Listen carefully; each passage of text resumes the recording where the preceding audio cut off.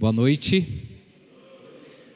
Uma alegria estar aqui com vocês e nesse clima ainda de oração vamos pedir também ao Espírito Santo e também a intercessão de São José que estejam conosco, nos conduzindo e nos guiando.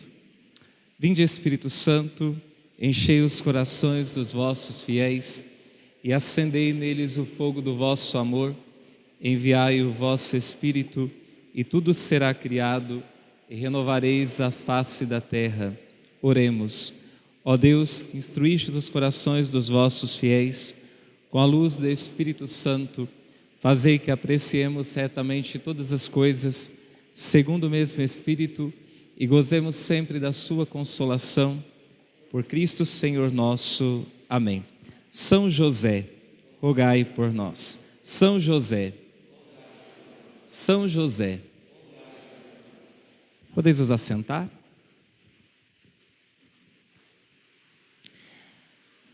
É uma alegria poder estar aqui com vocês hoje. Quando o Danilo partilhou comigo e o Valdecir partilharam desse projeto, ainda antes do primeiro encontro, eu fiquei muito feliz e me trouxe uma grande alegria no coração saber que a comunidade Paulo Apóstolo estava com esse projeto, estava para realizar esse projeto, e foi uma felicidade imensa. E desde aquele momento eu comecei a rezar por esse projeto e por tudo aquilo que, os frutos, os benefícios que ele iria trazer para a nossa igreja, para as famílias, para a nossa cidade.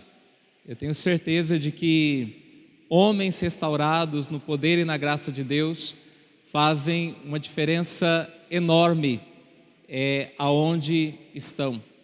Então, que eu abençoo mais uma vez esse projeto, dou graças a Deus por cada um que respondeu sim, que participou do encontro, que está participando agora da escola, aqueles que também vão assistir depois através dos vídeos. Então eu louvo e agradeço a Deus porque isso realmente é um projeto de Deus e era uma necessidade realmente para os nossos tempos.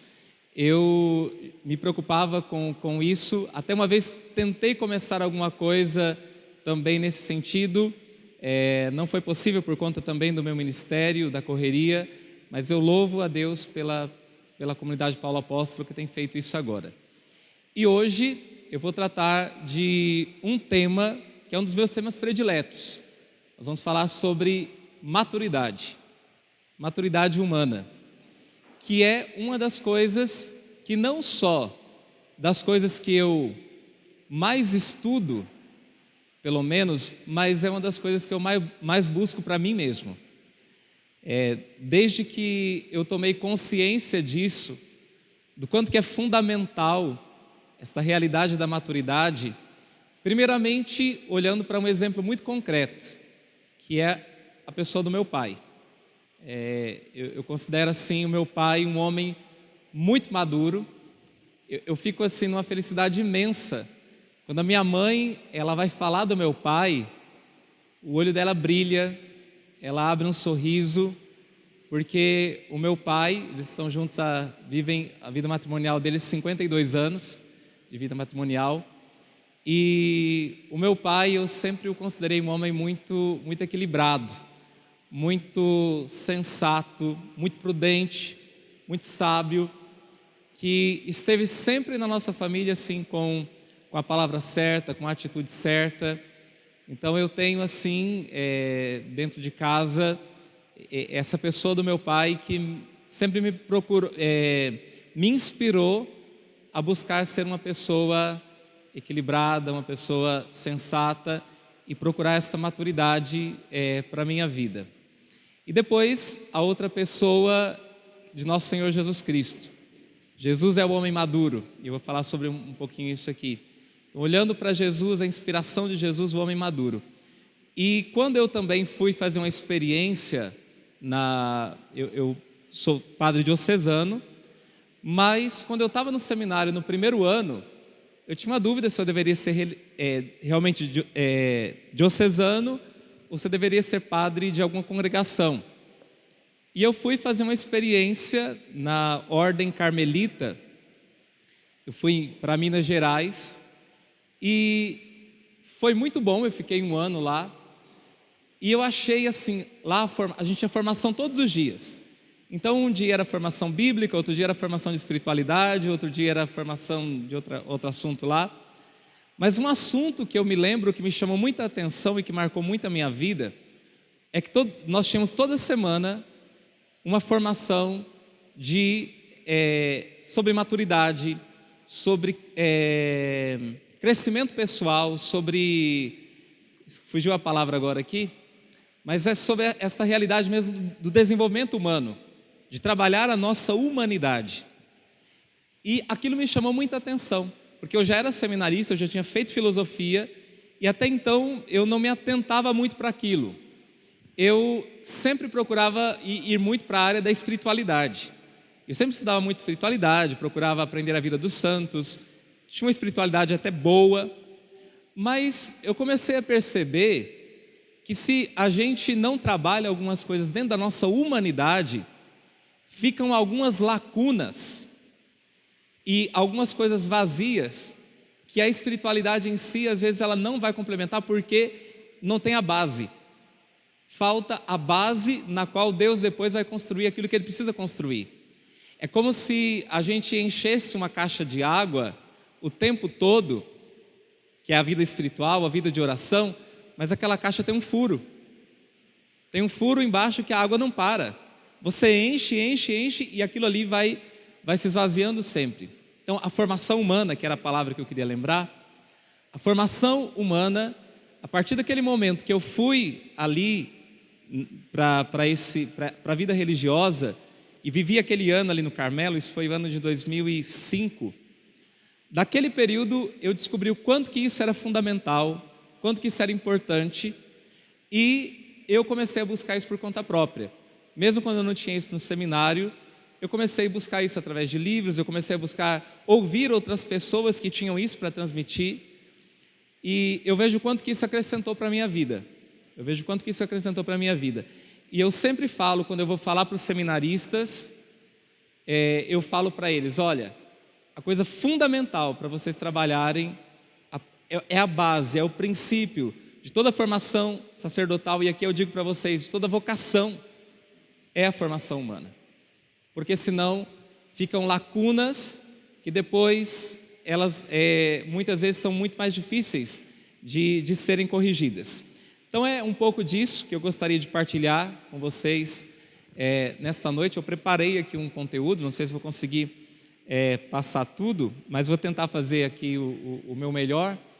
E nós vamos começar. Eu gostaria que vocês, quem trouxe a Sagrada Escritura, que pegassem a Bíblia aí de vocês, na carta aos Efésios capítulo 4, versículo 11.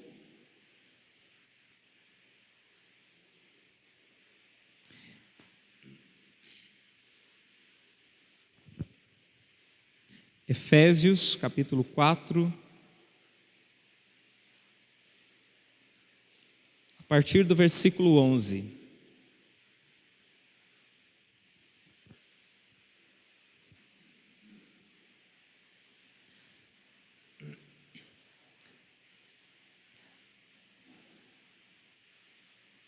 Ali, São Paulo diz assim: a uns ele constituiu apóstolos, a outros profetas, a outros evangelistas, pastores, doutores, para o aperfeiçoamento dos cristãos, para o desempenho da tarefa que visa a construção do corpo de Cristo, até que tenhamos chegado à unidade da fé e do conhecimento do Filho de Deus, até atingirmos o estado de homem feito, a estatura da maturidade de Cristo, para que não continuemos crianças, ao sabor das ondas, agitados por qualquer sopro de doutrina, ao capricho da malignidade dos homens e de seus artifícios enganadores, mas pela prática sincera da caridade, cresçamos em todos os sentidos, naquele que é a cabeça, Cristo. É por ele que todo o corpo, coordenado e unido por conexões que estão ao seu dispor, trabalhando cada um conforme a atividade que lhe é própria, efetua esse crescimento, visando a sua plena edificação na caridade. Palavra do Senhor, graças a Deus. Aqui São Paulo fala que o objetivo da nossa vida cristã é nós trabalharmos em nós mesmos, desenvolvermos em nós a nossa missão, o nosso chamado, para atingirmos a estatura da maturidade de Cristo. A estatura da maturidade de Cristo. Chegarmos ao estado do homem perfeito, do homem feito. E existe um documento da igreja chamado Gaudium et Spes, e esse documento ele tem um trecho que eu gosto muito também e que sempre era muito citado por São João Paulo II. São João Paulo II citava muito esse trecho desse documento, e o pensamento do documento diz o seguinte: Jesus Cristo é o homem perfeito, que revela o homem ao próprio homem e lhe descobre a sua altíssima vocação. Jesus é o homem perfeito, que revela o homem ao próprio homem e que lhe descobre a sua altíssima vocação. Então, se nós quisermos saber como que é um homem maduro, o que é um homem perfeito, o que é um homem como Deus sonhou para nós, nós precisamos olhar para Cristo. Inclusive olhar para Cristo no âmbito da sua, aqui é um encontro para homens, olhar para Cristo no âmbito da sua masculinidade. Olhar para Cristo no âmbito da sua esponsalidade. Porque Cristo era homem e Cristo também foi esposo. Ele viveu uma vocação. Você pode me dizer, padre, mas Cristo não se casou. Cristo não teve esposa. Claro que teve. Claro que Cristo teve esposa. A igreja. E o casamento de Cristo foi a cruz. O momento da cruz é o momento em que Cristo desposa a igreja. Tem um autor que ele diz assim, olha, normalmente as pessoas dizem para um homem que quando ele está indo para o casamento, o dia do casamento de um homem é o dia da sua morte, né? Vai se enforcar, vai acabar a vida, né? E esse autor ele diz assim, olha, o mundo diz que para um homem o dia do seu casamento é o dia da sua morte. Cristo foi aquele que transformou o dia da sua morte no dia do seu casamento. Porque ele deu a vida pela igreja, sua esposa. Ele deu a vida pela igreja. Então Cristo é o homem perfeito na sua humanidade, porque Cristo é verdadeiro Deus, mas Cristo é verdadeiro homem. Cristo passou pelas realidades que nós passamos. Ele foi tentado igual a nós em tudo. Ele sofreu tudo que nós sofremos na nossa humanidade, mas ele não pecou. Então Cristo é verdadeiro Deus, mas é verdadeiro homem. E por isso, Santa Teresa de Ávila, ela dizia para suas irmãs muitas vezes, olhai para a humanidade de Cristo, olhai para a humanidade de Cristo, olhai para a humanidade de Cristo, ela repetia. Nós, então, precisamos ter a Cristo como esse referencial, como esse modelo de humanidade, de masculinidade e de esponsalidade, e até, inclusive, de paternidade. Cristo revela para nós também um modelo de paternidade, nesse dar a vida, nesse não querer que se perca nenhum daqueles que o Pai lhe confiou. Cristo, ele, na sua humanidade, ele revela para nós um modelo de paternidade, de dar a sua vida para salvar os filhos de Deus. E é por isso que São Paulo, na carta aos Romanos, São Paulo chama Cristo de o novo Adão. Esse é um dos nomes que Cristo recebe. Por que que Cristo é o novo Adão? Porque aquilo que Adão frustrou, o primeiro Adão, o que o primeiro Adão frustrou do plano de Deus, tendo cedido ao pecado, tendo se entregado ao pecado, Cristo é aquele que reverte isso. E Cristo então realiza na sua humanidade aquilo que Deus sonhou para o ser humano. Quando Deus criou Adão em estado de justiça e santidade.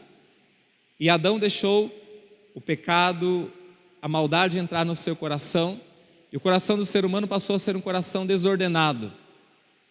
Teologicamente, nós não fazemos distinção, nós não ficamos falando, mas foi a mulher que pecou. Não, nós dizemos, ali estava a humanidade representada. Cristo é o novo Adão, porque ali ele traz a humanidade que é restaurada, que é resgatada. Cristo é o novo Adão porque ele mostra o que é um homem segundo os planos de Deus, segundo os sonhos de Deus. E por isso, São Paulo, ele na carta aos Filipenses, peguem esse versículo aí também, Filipenses capítulo 2, Filipenses capítulo 2, algumas Bíblias essa tradução está um pouquinho diferente, mas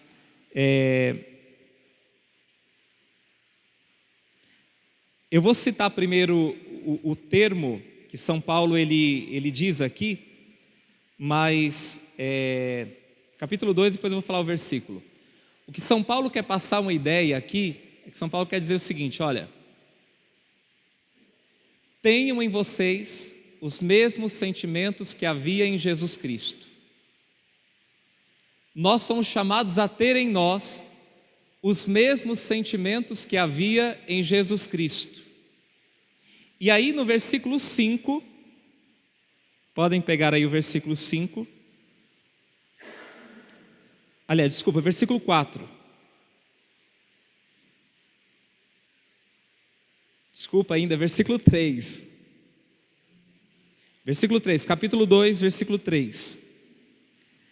Nada façais por espírito de partido ou vanglória, mas que a humildade vos ensine a considerar os outros superiores a vós mesmos.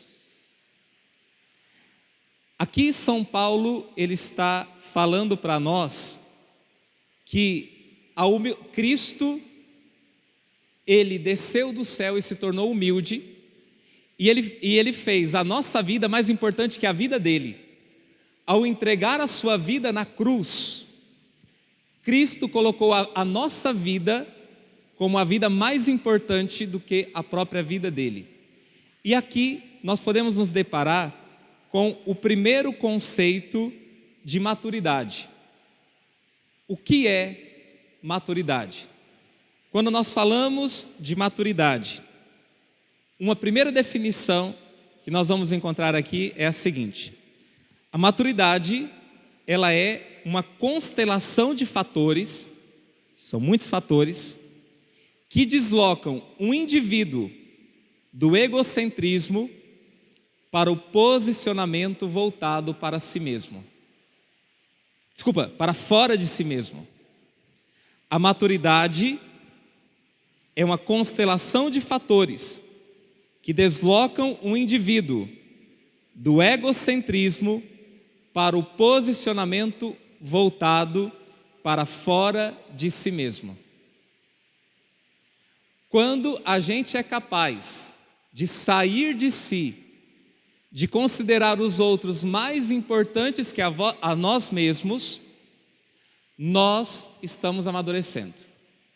E aqui São Paulo está falando justamente isso, que a humildade, porque ele vai falar do exemplo de Cristo que se despojou e se fez obediente até a morte e morte de cruz, e deu a vida pela igreja, sua esposa, e deu a vida pela nossa salvação, esvaziou-se de si totalmente. São Paulo fala, tenham em vós os mesmos sentimentos que havia em Jesus Cristo, que a humildade vos ensine a considerar os outros mais importantes que a vós mesmos. E aqui tem uma coisa, que quando eu olho para a masculinidade, uma coisa que me intriga já tem muitos anos, e que na verdade eu já conversei com vários homens, tentando encontrar uma resposta para esta minha indagação. Porque eu comecei a perceber de um tempo para cá, já há bastante tempo, que de alguma maneira os homens são muito mais egoístas, autocentrados e orgulhosos que as mulheres. Eu comecei a perceber isso no meu ministério sacerdotal, atendendo famílias, atendendo pessoas. Eu comecei a perceber que de alguma maneira os homens são bem mais egoístas, mais orgulhosos e mais autocentrados que as mulheres. E eu comecei a me interrogar por isso. Eu falei, será que eu estou errado? Será que essa minha observação não está fora? Porque quando a gente olha, por exemplo, a gente enxerga a história de muitas mães que assumem os seus filhos. E quantas histórias a gente conhece de filhos que não conhecem os seus pais? Quantas histórias a gente conhece de filhos que nunca viram os seus pais? Que muitos pais não têm a coragem de se assumir a sua própria identidade, de mostrar o próprio rosto para os próprios filhos. E mesmo, às vezes, quando isso acontece, é de uma maneira muito pífia. De uma maneira muito... Eu comecei a ver isso. Quantos homens vão lá, às vezes, engravidam uma moça e fogem. E simplesmente dão no pé.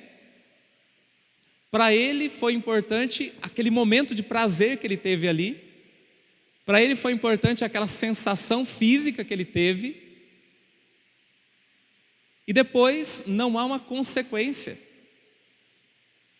E a gente vê esta realidade, às vezes, como uma mãe, e eu já comecei a ver isso, como uma mãe, por exemplo, diante de um leito de doença de um filho, ela pede para ela estar ali no lugar do filho, para ela sofrer no lugar do filho. Se Deus for tirar a vida do filho, que tira a vida dela. E eu comecei a perceber que existem algumas coisas que me parece que o homem tem uma tendência maior ao egoísmo. E que o homem tem uma tendência maior ao orgulho, porque pelo fato de o homem ele ser a força braçal, a força física, a força bruta mesmo, e especialmente hoje a nossa sociedade ela ainda coloca os homens ainda em trabalhos mais confortáveis, mas se a gente fosse pegar os antigos, o trabalho do homem era um trabalho realmente bruto. O homem, por ter essa realidade da força física, muitas vezes o homem ele acha que ele pode tudo pelas suas próprias forças. Ele acha que ele pode todas as realidades pelas suas próprias forças, e isso faz com que às vezes ele se centre em si mesmo, num orgulho bastante grande, de achar que ele pode conquistar as coisas pela própria força, pela sua própria vontade, pelo seu próprio querer, só pelo seu trabalho. E é onde muitas vezes o homem se centra nesse orgulho, que o leva inclusive a não depender de Deus, ou a ter um relacionamento muito vago com Deus. Eu sou padre e eu vejo a igreja, às vezes, eu fico às vezes até sem graça, porque só tem mulher, em muitas situações. Parece que muitos homens não têm essa coisa de uma proximidade com Deus, de um achegar-se a Deus, e, na verdade, um homem é que deveria ser o verdadeiro líder religioso da sua casa. Isso, na verdade, tem até pesquisa científica sobre isso. Porque normalmente o que a gente vê é a mulher tentando arrastar o marido para a igreja, é tentando arrastar os filhos para a igreja, mas o verdadeiro líder religioso de uma família deveria ser o homem, deveria ser o pai. E lá em casa é assim. Na minha casa é assim. Meu pai reza muito mais que a minha mãe. Meu pai, sempre, isso sempre. Não é porque meu pai agora está mais idoso, não, sempre. Meu pai solteiro. Meu pai solteiro era alguém que tinha uma fé. E ele sempre foi o líder religioso da nossa família. E a gente vê a diferença que isso faz. A gente vê a autoridade que isso dá ao homem em todos os termos. Um homem, então, é aquele que deveria ser o verdadeiro líder espiritual. Mas eu estava falando dessa coisa aqui. A maturidade, ela acontece quando nós temos esta capacidade de sair do nosso egocentrismo para um posicionamento voltado para fora de nós mesmos. Na medida em que nós vamos fazendo isso, significa que nós estamos crescendo em maturidade. Significa que nós estamos crescendo humanamente, nós estamos realizando a nossa vocação humana. Nós estamos realizando a vocação que Deus nos deu para viver nesse mundo. Eu li um livro, algum tempo atrás, sobre maturidade, o título do livro é Maturidade, e lá o autor citava o episódio de uma enfermeira que ela passou a vida dando a sua vida, ganhando um salário muito pequeno, por uma população de um determinado lugar. E certa vez chegou lá um médico para trabalhar naquele lugar, e ele falou assim para ela: mas a senhora tem que lutar pelos seus direitos, a senhora merece um salário melhor. E aí ela falou assim: se eu mereço um salário melhor, Deus o sabe. Aí ela falou assim: mas a senhora tem o direito, porque a senhora deu a vida para esse povo aqui. Aí ela olhou para ele e disse assim: é porque a minha vida é uma resposta aos anseios das pessoas deste lugar. A minha vida é uma resposta aos anseios das pessoas deste lugar. E maturidade é ter a capacidade de poder dizer isso. A minha vida é uma resposta aos anseios da minha esposa.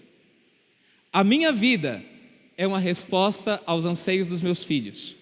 A minha vida é uma resposta aos anseios dos meus paroquianos. E para isso eu preciso ralar. E para isso eu preciso me dar. E para isso eu preciso me entregar. O dia que a gente puder dizer que a nossa vida é a resposta para os anseios de alguém, de maneira profunda, de maneira contundente, de maneira convicta, assumida, é que nós estamos vivendo a nossa verdadeira vocação e nós estamos assumindo realmente a maturidade que Deus espera de nós. E esta realidade de maturidade, ela não tem a ver com a questão de idade. A maturidade, ela é o patrimônio daquelas pessoas que conseguiram, ao longo da sua vida, adquirir uma série de características que a fazem, que a tornam uma pessoa capaz de se doar, de se dar, e que criam naquela pessoa uma verdadeira qualidade de alma. A maturidade não tem a ver com idade, ela é uma qualidade de alma.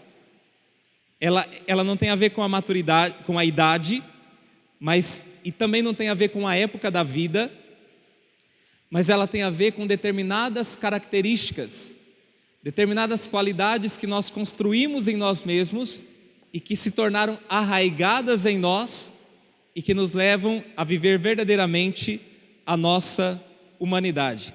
Então, maturidade é diferente de maioridade. Tem gente que é de maior, tem gente que já está velho e é imaturo. E o que é imaturidade? O contrário da maturidade. A imaturidade, ela é uma espécie de paralisação, de fixação numa determinada época da vida, especialmente a infância, a adolescência ou a primeira juventude, que retarda o desenvolvimento normal da personalidade. A pessoa fica fixada em certas ideias infantis ou em certos comportamentos e ideias adolescentes. Já é um velho, mas está lá tendo comportamentos infantis. E aqui a gente pode ter uma classificação rápida, isso aqui vocês podem gravar facilmente na mente de vocês, das diversas etapas da vida com relação à maturidade. Quando nós olhamos para uma criança é alguém que precisa receber tudo. Uma criança é alguém que precisa receber tudo, ela é totalmente dependente daqueles que a colocaram no mundo. Uma criança é alguém que precisa receber tudo. Um adolescente, o que é um adolescente? Um adolescente é alguém que quer receber tudo. Se o mundinho dele está satisfeito, o resto que se exploda. Um adolescente é alguém que quer receber tudo. E um adulto, e uma pessoa madura, é alguém que precisa ser capaz de dar tudo. Aqui nós temos essa distinção das idades. E muitas vezes nós já somos adultos e nós estamos ainda com comportamentos infantis. Ou nos fazendo necessitado das coisas, ou carente das coisas, ou querendo receber tudo. Sem esta vontade, sem esta convicção de querermos realmente nos entregarmos por algo, de querer nos entregar por alguém. E maturidade, ela necessariamente representa um esforço. Um esforço, pessoal. Não existe maturidade sem uma disciplina, sem um esforço pessoal. E, na verdade, tornar-se homem é algo que exige um esforço. Tornar-se homem é algo que necessariamente exige um esforço pessoal. Vocês podem perceber que nenhuma mãe diz para a filha, vira mulher. Mas muitas vezes vocês já ouviram dos pais de vocês, vira homem. Vira homem. Porque, inclusive biologicamente, a mulher ela já nasce pronta. Inclusive, os óvulos que ela vai ter no seu ovário, durante a vida inteira, já nascem com ela. Biologicamente, uma mulher já nasce pronta para ser mulher. Em quase todos os sentidos. A masculinidade não. A masculinidade ela é um esforço. Tanto é que se vocês pegarem, hoje por causa dessa bagunça de ideologia de gênero, está bastante complicado da gente falar isso aqui, mas vou falar uma coisa aqui. Se vocês pegarem os casos de pessoas com problemas de identidade, homossexualidade, a grande maioria é entre homens. Eu costumo dizer que 90% dos casos de homossexualidade é entre homem. O que é um homossexual? É um homem que não é um homem biológico que não se tornou homem, que ficou ele não adquiriu uma identidade masculina, porque se tornar homem no sentido masculino exige um esforço pessoal, existe uma luta. Por isso que, por exemplo, até as tribos antigas, para o menino ser aceito na tribo, ele tinha que ir para uma mata, tinha os rituais de passagem.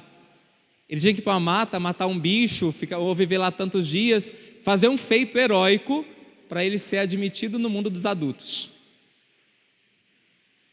A masculinidade exige-se um esforço. E eu posso dizer que para a maturidade é necessário, sem um esforço pessoal, sem uma disciplina, corre-se o risco de se ficar parado em algumas fases anteriores da vida e não querer realmente assumir a coisa. Isso até naquela realidade que eu falava, de quando um homem tem a relação com uma mulher e a engravida e dá no pé, é porque no corpo o homem não vai trazer em si a consequência daquele ato.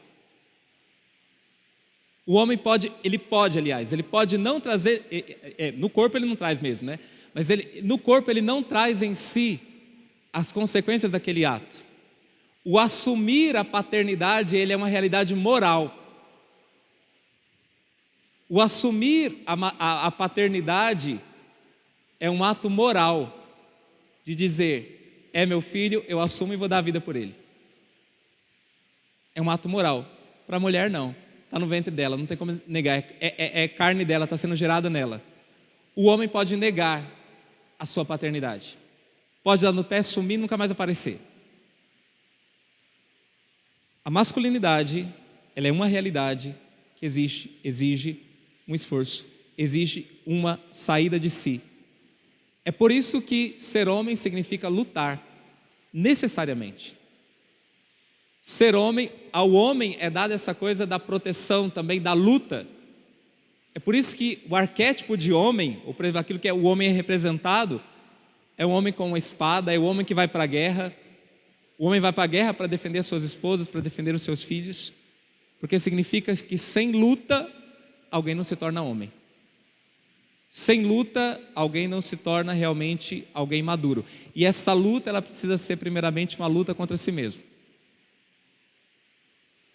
Uma luta contra si mesmo. Uma luta contra a própria carne. Uma luta contra a própria carne. Porque também, biologicamente, se a gente olhar, o homem é alguém que ele obtém prazer de maneira fácil. Até na sua própria sexualidade, genitalidade, ele obtém prazer, vamos dizer assim, não se escandalizem com o padre falando, mas com qualquer coisa. A mulher, os órgãos sexuais dela são internos. O homem é externo. Então, para o homem, prazer é uma coisa fácil. E isso que é biológico pode acabar passando para o psicológico. Ou seja, para a forma de pensar, para a forma de viver, de curtir, de ser inconsequente, de aproveitar, de obter um prazer fácil e de não assumir realmente o sacrifício, o dar a vida. Por isso é um escândalo, por assim dizer, quando São Paulo, na Sagrada Escritura, na carta aos Efésios também, capítulo 5, São Paulo fala: maridos, amai as vossas esposas, como Cristo amou a igreja e se entregou por ela. De alguma maneira, para o mundo, isso é um escândalo. Para o mundo masculino, de uma forma geral, ou pelo menos para a forma como a maioria dos homens foi formado para ser homem, basta pensar, né? No período de infância, adolescência.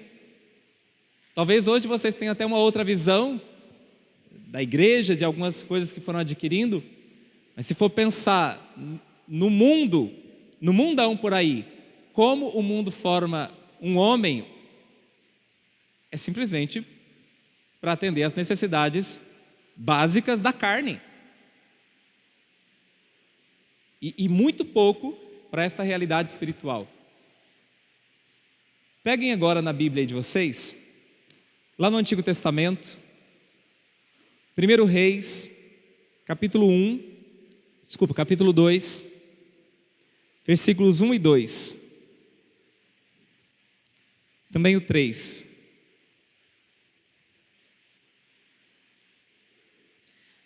Primeiro livro de Reis, capítulo 2, a partir do versículo 1. 1 Reis, capítulo 2. Aqui, nesse versículo, nós temos o conselho que Davi dá para Salomão. Davi está às portas da morte, está morrendo, está ali no seu leito de morte.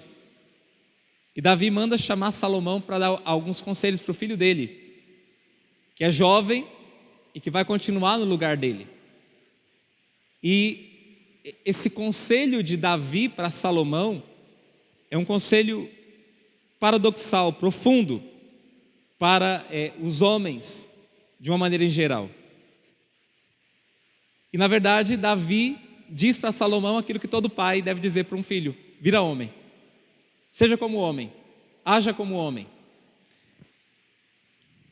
Então, diz lá: aproximando-se o fim de Davi, deu ele ao seu filho Salomão as suas últimas instruções. Eu vou, disse ele, pelo caminho que segue toda a terra. Sê corajoso, comporta-te como homem, guarda os preceitos do Senhor teu Deus, anda em seus caminhos, observa suas leis, seus mandamentos, seus preceitos e ensinamentos, tais como estão na lei de Moisés. Desse modo será bem-sucedido em tudo o que fizeres e em tudo o que empreenderes. E o Senhor cumprirá a promessa que me fez. Isto é, que eu terei sempre um dos meus descendentes no trono de Israel. Enfim, o que é que Davi, esse pai idoso, pede para o seu filho? Ser corajoso, ser valente, porta-te como homem e ser fiel a Deus, ser temente a Deus. São esses 3 conselhos que Davi dá aqui para Salomão. Então, essa realidade da maturidade é uma realidade que exige de nós um esforço. Porque, como eu dizia, se uma criança é aquela que recebe tudo, um adolescente é aquele que quer receber tudo, a maioria dos autores que eu li, eles dizem: para nós é muito mais fácil ficar sendo criança, de alguma maneira, do que se tornar adulto. Continuar a receber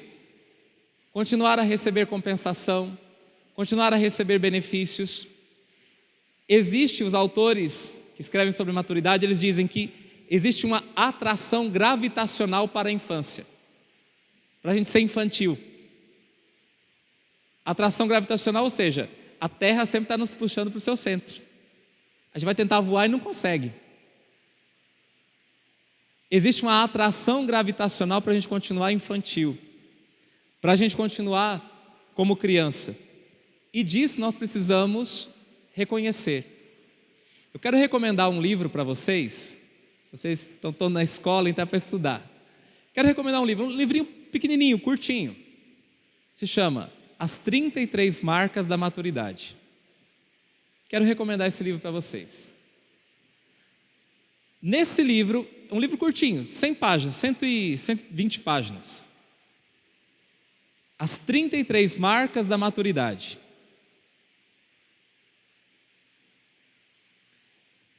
Esse livro, ele aponta alguns caminhos ali, 33 marcas, e eu achei interessante o 33, porque o 33 é a idade de Cristo.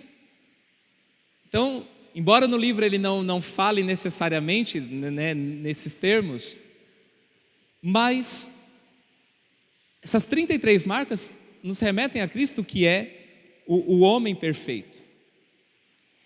E então, é preciso fazer um caminho. E aí, uma das características lá que ele coloca, ele diz, é a capacidade da gente reconhecer, ser sincero consigo mesmo, reconhecer os próprios erros, reconhecer as próprias faltas e as próprias lacunas. Se a gente quer crescer em maturidade, uma das primeiras coisas que a gente precisa fazer é ter a capacidade de olhar para nós mesmos e ver quantos comportamentos infantis, ou de tentar nos pouparmos, ou de tentar obter vantagens para nós, ou de tentar colocar o nosso ego em primeiro lugar, nós temos. Uma das primeiras coisas é essa. Se a gente quer crescer em maturidade, a gente precisa reconhecer quem de fato nós somos, com as nossas lacunas, com as nossas falhas, com os nossos erros. Até por isso que, acho que na formação passada aqui da escola, uma das coisas que foi pedida a vocês foi um bom exame de consciência, né? Eu sei disso. uma boa confissão. Isso é altamente libertador. Quem ouviu minha homilia do domingo passado, eu fui rebentando. Mas eu fui rebentando porque, justamente, eu enxergo, na maioria das vezes dos católicos, dos fiéis que estão sentados nas fileiras dos bancos, a falta de sinceridade. E numa comunidade que eu preguei, o povo ficou até assustado assim, porque eu falava, eu sou padre e eu ainda não amo a Deus de todo o coração. E tem gente que chega diante de mim e fala, não padre, eu amo a Deus de todo o coração, tudo é... Eu não amo a Deus de todo o coração. Tem muitas vezes que eu quero fazer a minha vontade. Tem muitas vezes que eu quero fazer aquilo que é do meu gosto. Eu ainda não consigo amar a Deus como Deus merece ser amado. Como é que eu amo a Deus de todo o coração? Eu estou na luta. Só que se eu não reconhecer isso, eu falar, não, eu amo a Deus de todo o coração, e o que eu estou fazendo para Deus está bom. Eu nunca vou crescer no amor a Deus. Se eu não admitir isso para mim mesmo, e se a gente não tiver uma sinceridade profunda, a gente nunca cresce, a gente nunca amadurece. Essa capacidade de admitir os próprios erros, de admitir as próprias faltas, de admitir as lacunas que existem dentro de nós e procurar reverter isso, sem isso não tem maturidade. Eu vou falar um pouquinho mais disso depois. E aí, uma coisa que a gente observa na sociedade atual: quantos postos sociais, deixa eu olhar para a nossa sociedade de uma maneira geral, postos governamentais, nas empresas, na sociedade de uma forma geral, quantos postos ocupados por pessoas maturas ou imaturas ou que não estão à altura dos seus cargos? Quantas pessoas que ocupam esses lugares?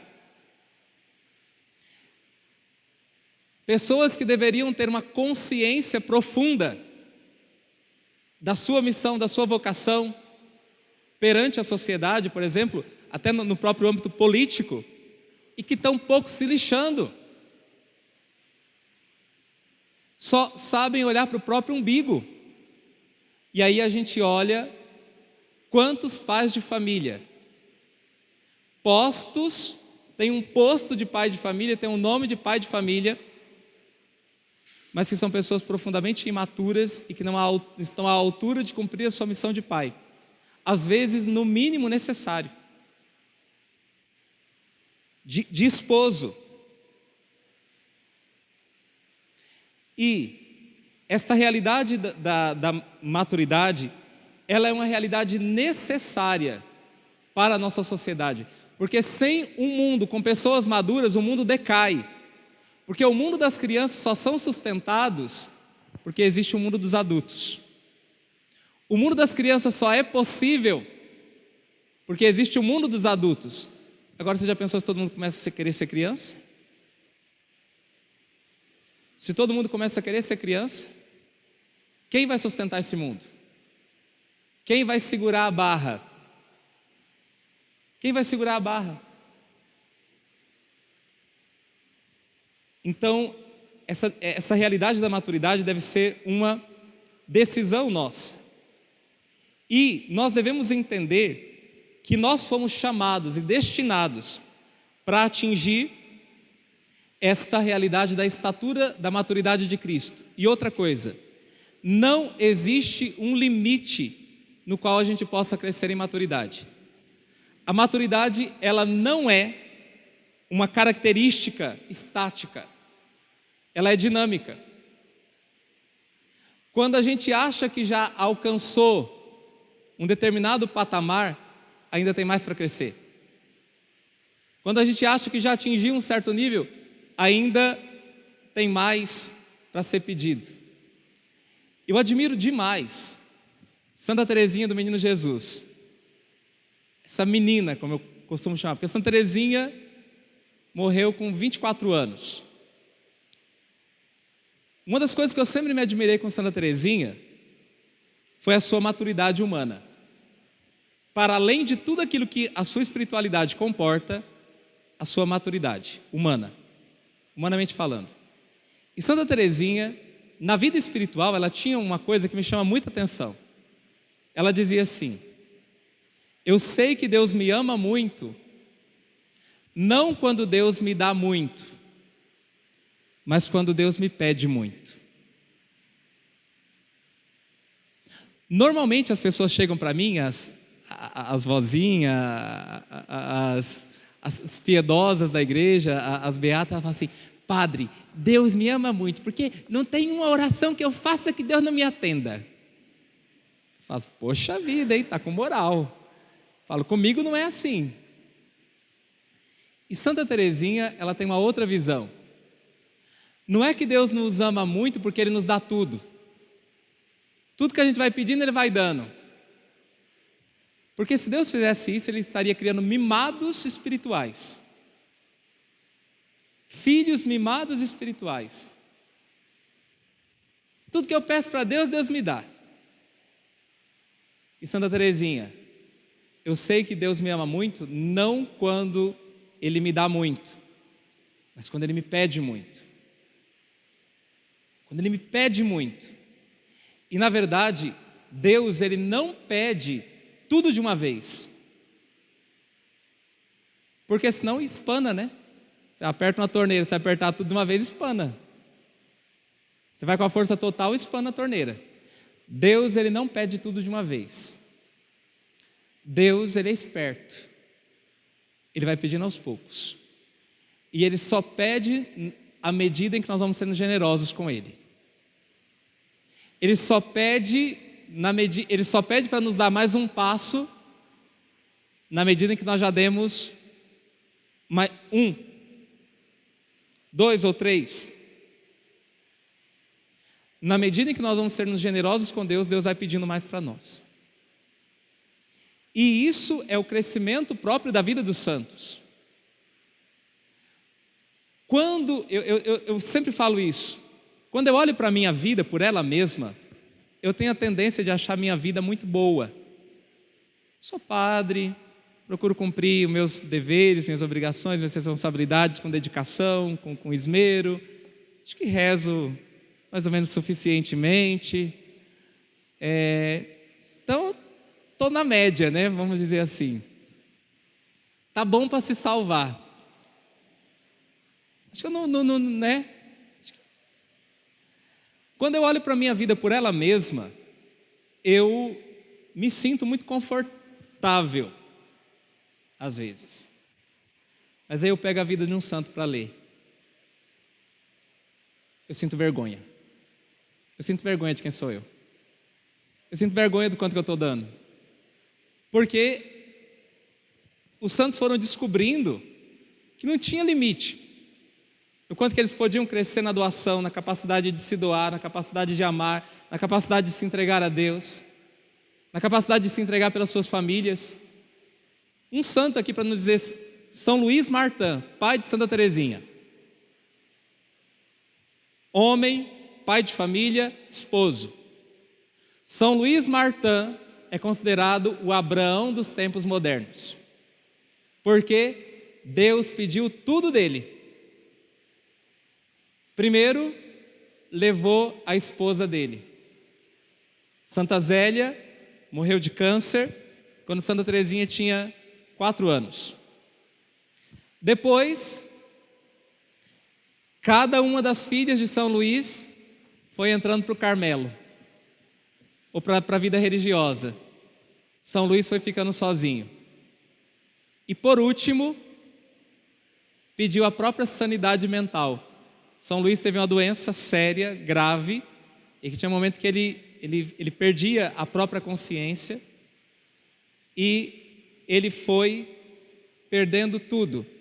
A esposa, as filhas, foi dando tudo para Deus.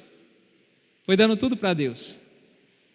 E até tem uma ocasião da vida de São Luís, que o pároco lá da cidade onde eles moravam queria reformar o altar da igreja.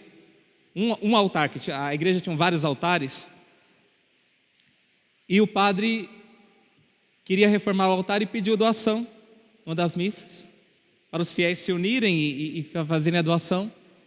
São Luís foi lá e pegou e deu a doação para o padre do altar inteiro. Falou assim: eu quero oferecer isso aqui desde que ninguém saiba. E ofereceu o altar inteiro. O cunhado de São Luís ficou sabendo e ficou muito bravo com ele. Porque ele tinha feito aquele, porque era um valor muito grande. Ficou bravo e foi no Carmelo visitar a Santa Teresinha. E aí falou para ela, ele descobriu o que tinha acontecido. E aí ele falou para Santa Teresinha, e estava bravo com São Luís. E Santa Teresinha falou assim: ele não fez mais do que ele fez a vida dele inteira. Ele foi dando tudo para Deus. Ele deu a sua esposa, depois ele nos deu, e agora é a coisa mais justa que ele ofereça um altar para a igreja, no qual ele mesmo possa se imolar e também a todas nós. Se vocês puderem, leiam a vida de São Luís e Santa Zélia Martã. Porque às vezes a gente fala assim, os santos a gente imagina lá uma freira, um padre, e a gente acha que a gente não pode viver a santidade dentro da vida matrimonial. São Luís e Santa Zélia Martã, pais de Santa Teresinha, geraram uma família de santos. Santa Família. Geraram uma família de santos. Eles são santos, canonizados pela igreja. Santa Teresinha é santa, e tem mais uma filha deles que está em processo de canonização. E viver esta realidade de São Luís foi dando tudo, foi oferecendo tudo a Deus. E acho que por causa do exemplo dele, na infância, que Santa Teresinha chega a essa concepção. Eu sei que Deus me ama muito, não quando Ele me dá muito, mas quando Ele me pede muito.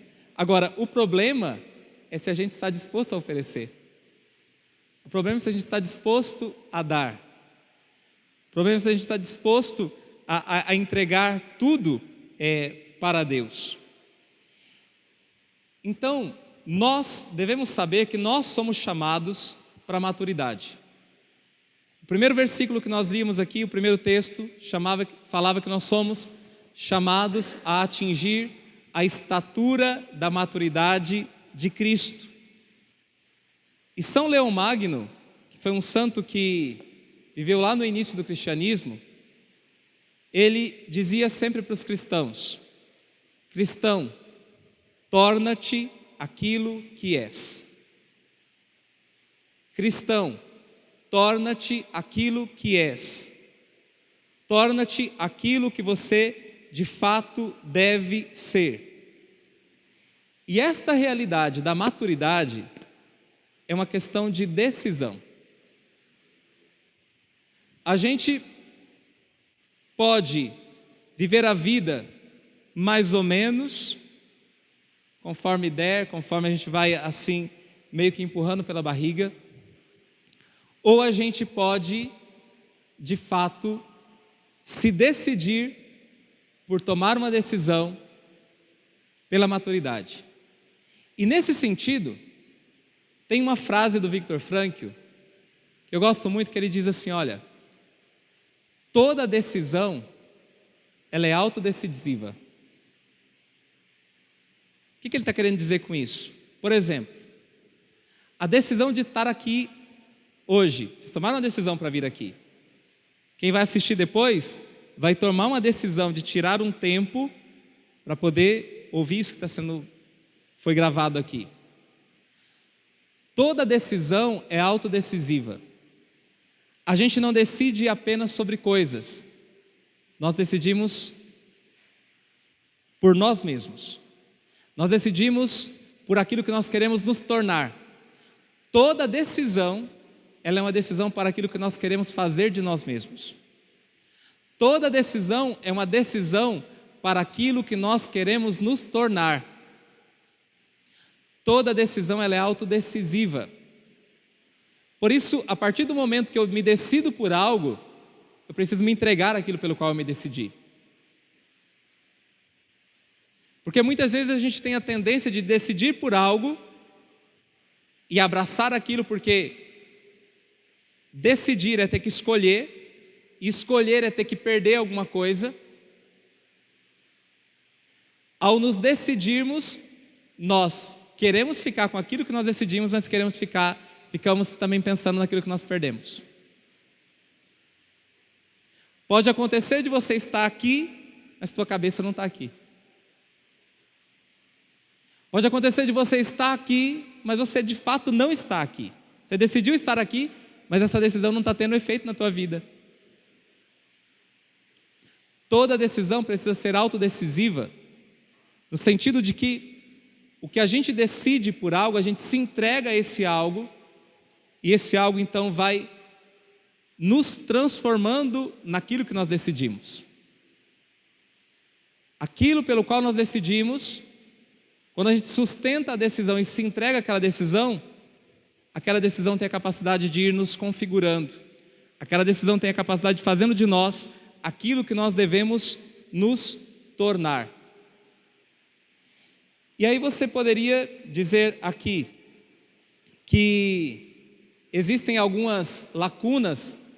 Agora eu vou retomar aquilo que eu falei, que o primeiro passo para a gente decidir crescer na própria maturidade é admitirmos os nossos erros, olharmos para nós com sinceridade, vermos quais são as nossas lacunas. E a partir disso, não é a gente ficar entristecido com isso, não é a gente ficar se lamentando com isso, mas é a gente começar um processo de autoeducação. Um processo decidido de autoeducação. Vocês fizeram um encontro e agora vocês estão fazendo uma escola de 5 encontros. Essa escola, um dia, ela vai ter esses 5 encontros e depois, talvez tenha mais alguma coisa que é oferecida para vocês. Mas a coisa mais importante, a escola mais importante que vocês precisam se matricular é a escola da própria existência, da própria vida, de iniciar um processo de autoeducação. Eu separei aqui dois pensamentos do Viktor Frankl, que é um autor que eu estudo, que ele diz assim, olha, algumas pessoas, eu vou tentar traduzir o pensamento dele aqui de uma maneira mais simples, ele diz assim, algumas pessoas ficam se lamentando por aquilo que fizeram dela na infância, pelas influências da sua educação, pelas influências do meio no qual ela foi criada, como se esses elementos da vida dela se tivessem transformado num destino para ela. Ou seja, é aquela pessoa que fica se justificando. Eu não sou de determinada maneira, eu não sou assim por causa disso. Sempre se cai numa justificativa. Aqui um outro traço da maturidade de Santa Teresinha. Santa Teresinha, num determinado momento da vida dela, tomou a decisão de nunca se justificar perante ninguém, de assumir todas as coisas, mesmo quando fossem injustas, dela não se justificar. E nós nos justificamos, nós temos uma tendência de nos justificarmos o tempo todo. Quando alguém nos cobra algo, quando a coisa aperta para o nosso lado, a gente justifica, mente, para não ter a imagem ferida. Quantas pessoas contam mentiras? Quando ela não fez uma coisa e alguém lhe cobra, ela fala que fez, para poder não ter a sua autoimagem arranhada. Nós temos uma tendência a querer nos justificar, e às vezes nós pegamos essas justificativas e achamos que isso é o nosso destino, ou seja, que isso define a nossa vida, porque nós nos pautamos a nossa vida nessas justificativas. E aí o Viktor Frankl diz assim, olha, o que os homens querem com isso, no entanto, é desculpar-se de suas fraquezas de caráter. Tomam essas fraquezas como simplesmente dadas, em vez de verem nelas uma tarefa de complementação educacional ou de autoeducação. E aí o segundo pensamento dele segue na mesma linha, ele diz, os erros de educação não são nenhuma desculpa.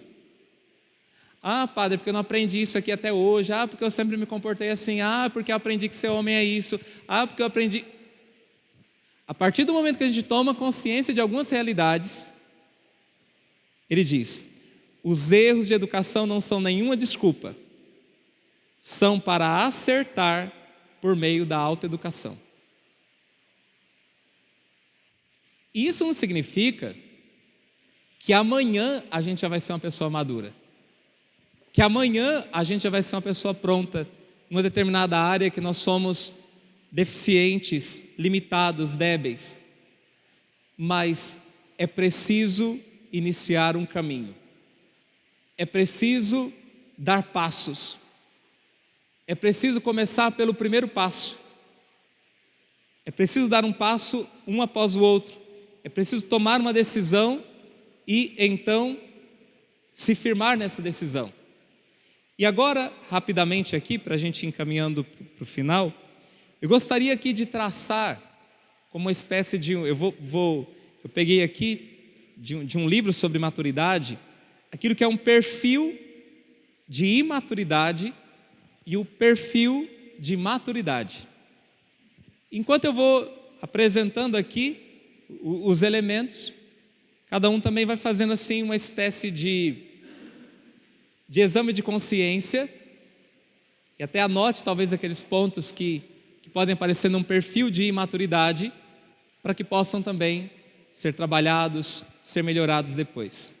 Primeiramente, vamos pegar o perfil de uma pessoa imatura. O que caracteriza uma pessoa imatura? Primeiro ponto, a autoafirmação individualista. A pessoa o tempo todo está querendo se autoafirmar. O tempo todo ela está querendo se mostrar, seu próprio ego, se autoafirmar, querendo mostrar quem ela é, suas capacidades, de uma maneira a obter, de alguma maneira, reconhecimento. Segundo, o contraste entre a exuberância vital e a minguada experiência. Ou seja, o imaturo, existe uma discrepância entre aquilo que a vida pede dele e a experiência que ele tem diante dos desafios da vida. E ele se vê que não deu nenhum passo ainda para poder sanar aquilo. É um inexperiente em todas as coisas e está de alguma maneira paralisado. Terceiro ponto, e esse aqui é importante, a preponderância dos impulsos sobre ideias e convicções. A pessoa que simplesmente age impulsivamente. Ela não age a partir de uma ponderação, de uma reflexão, de um pensamento, mas ela simplesmente se deixa mover pelos impulsos. O outro sinal de imaturidade, instabilidade emocional. O tempo todo as emoções estão oscilando.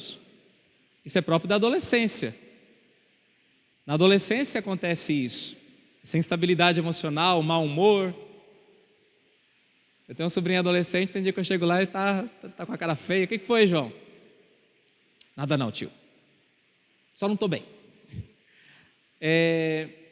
Mas é porque um adolescente, ele passa por uma instabilidade emocional. Mas tem gente que arrasta isso para a vida adulta. E outra coisa, eu sempre digo que a maturidade, o que é maturidade? É a capacidade de, isso aqui é um conceito meu, tá? É a capacidade de digerir logo as coisas. Isso para mim é um dos grandes sinais de maturidade. O imaturo, quando acontece uma coisa para ele que não saiu do jeito que ele queria, ele passa horas, dias, resmungando, remoendo, ruminando aquilo ali.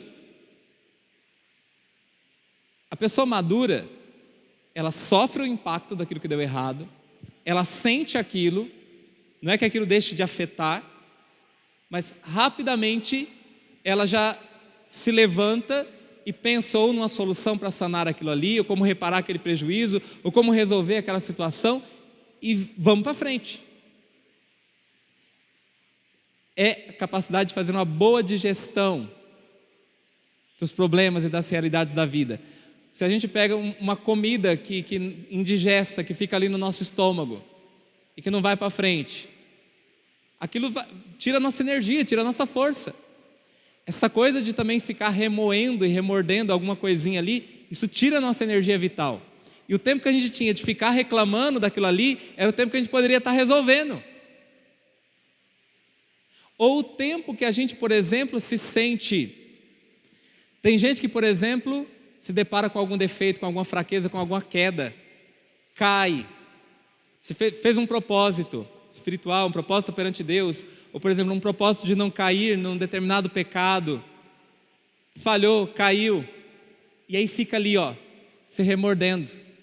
O tempo de ficar remordendo é o tempo que você teria de estar fazendo já alguma coisa para poder sair daquela situação, ou para poder reparar aquilo ali, de estar pedindo perdão a Deus, enfim. Então, a maturidade é uma capacidade de digerir o mais rápido possível os problemas e as situações difíceis. Já o imaturo, ele tem essa instabilidade emocional, porque ele fica ali se deixando levar pelas suas emoções. O imaturo, ele tem uma falta de avaliação objetiva da realidade. Ele interpreta tudo a partir dele mesmo, subjetivamente. Ele não é objetivo de ver o que aquela realidade, aquele problema está pedindo dele, mas ele enxerga tudo a partir dos próprios olhos, das próprias lentes, da própria opinião, simplesmente. Capacidade de avaliação objetiva da realidade. Depois, ausência de equilíbrio para discernir quando deve ousar e agir sozinho e quando valer-se da experiência dos outros. Capacidade de pedir ajuda. Capacidade de pedir ajuda quando precisa, ou de perceber se você precisa arcar com as consequências daquilo ali sozinho. O imaturo, porque pedir ajuda também é um sinal de maturidade em muitas situações. E às vezes também ter que arcar pelas consequências de algo sozinho, sem ficar se reclamando, também é um sinal de maturidade. Então, ter o discernimento para saber quando é momento de pedir ajuda e quando é momento de arcar com a minha responsabilidade sozinho. Outro sinal de imaturidade: incapacidade de definir valores e propósitos e de se comprometer com eles. Depois, falta de paciência e afobação. Característica de alguém imaturo. Quer que, por exemplo, as coisas aconteçam para ontem. E quantas pessoas, às vezes, elas estão em algumas situações que eu tento ajudá-las. E, por exemplo, a maioria das pessoas, às vezes, que eu tento ajudar, que estão passando por problemas difíceis, elas querem que elas vão lá na paróquia, elas entram na minha sala, eu vou lá, eu coloco a mão na cabeça delas, eu faço uma oração por elas e num passe de mágica eu resolvo a vida delas. E quando eu falo para as pessoas assim: vocês precisam fazer um caminho. Claro que a oração vai ajudar, vai fortalecê-las, Deus dá a graça de Deus não falta, mas quando a gente diz, é preciso fazer um caminho, acabou. O padre perdeu a credibilidade. Eu vou agora então no curandeiro, porque o curandeiro vai resolver meu problema. A falta de paciência e afobação. E aqui tem a ver também com a falta de constância. Quantas coisas a gente começa e não termina, por causa da dificuldade que aquilo vai nos exigir. Quantos benefícios nós já poderíamos ter na nossa vida se nós simplesmente tivéssemos a paciência de permitir que as coisas fossem acontecendo dentro do processo normal e natural que elas vão acontecer